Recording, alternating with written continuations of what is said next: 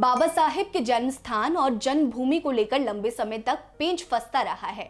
कुछ लोग महाराष्ट्र के रत्नागिरी को उनका जन्म स्थान मानते हैं, तो वहीं कुछ लोग मध्य प्रदेश के महू को। लेकिन क्या आप जानते हैं कि बाबा साहेब के वास्तविक जन्मभूमि की खोज कैसे हुई? किसने किया था बाबा साहेब के जन्म स्थान की खोज?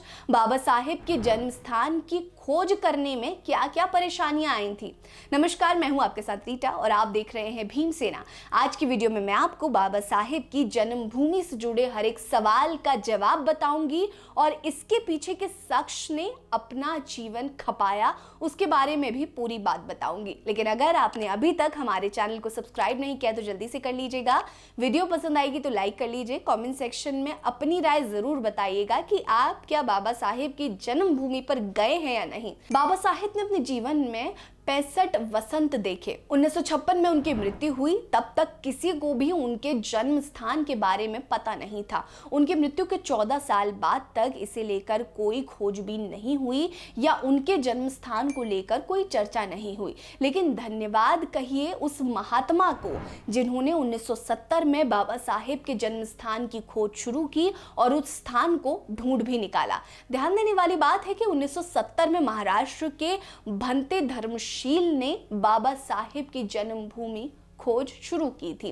महाराष्ट्र से बाबा साहेब का गहरा लगाव रहा। उन्होंने अपनी अंतिम सांस भी महाराष्ट्र में ही ली थी। ऐसे में सभी को यही लग रहा था कि बाबा साहेब का महाराष्ट्र से कनेक्शन है। भंते धर्मशील ने भी महाराष्ट्र के कोने कोने को छान डाला, लेकिन बाबा साहेब के जन्म से जुड़ा कोई भी सुराग उनके हाथ नहीं लगा।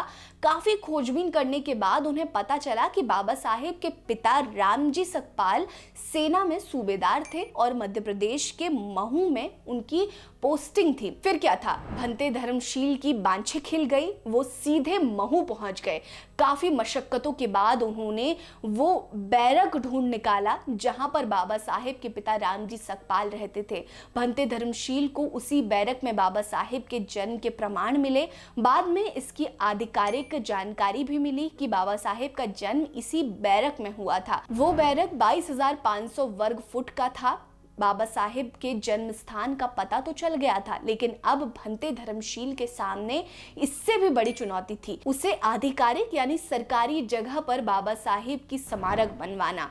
उस स्थान पर बाबा साहेब का स्मारक बनाने के लिए भंते धर्मशील ने डॉक्टर अंबेडकर मेमोरियल सोसाइटी का गठन किया और जमीन हासिल करने के लिए आर्मी और सरकार से लंबे समय तक पत्राचार किया। कई सालों तक संघर्ष करने के बाद वो 22,500 वर्ग फुट जमीन हथियाने में कामयाब हो गए। 1976 में उन्हें स्मारक के लिए जमीन मिली। 14 अप्रैल 1991 को बाबा साहेब की 100वीं जयंती पर मध्य प्रदेश के तत्कालीन मुख्यमंत्री सुंदरलाल पटवा ने जन्मस्थली पर स्मारक की आधारशिला रखी थी। उसी वर्ष राजीव गांधी, अटल बिहारी वाजपेयी, लाल कृष्ण आडवाणी, कांशीराम और मायावती सहित देश के कई दिग्गज नेता बाबा साहेब की जन्मस्थली पर पहुंचे थे।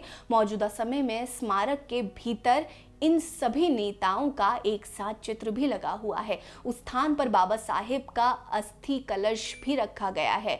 अब स्मारक बन जाने के बाद हर साल लाखों की संख्या में उस स्थान पर लोग पहुंचते हैं और बाबा साहेब के प्रति श्रद्धा सुमन अर्पित करते हैं। बाबा साहेब की जन्मस्थली ढूंढने वाले भंते धर्मशील को लेकर आप क्या सोचते हैं? हमें कमेंट सेक्शन में जरूर बताइएगा। बने रहिए हमारे साथ। नमस्कार।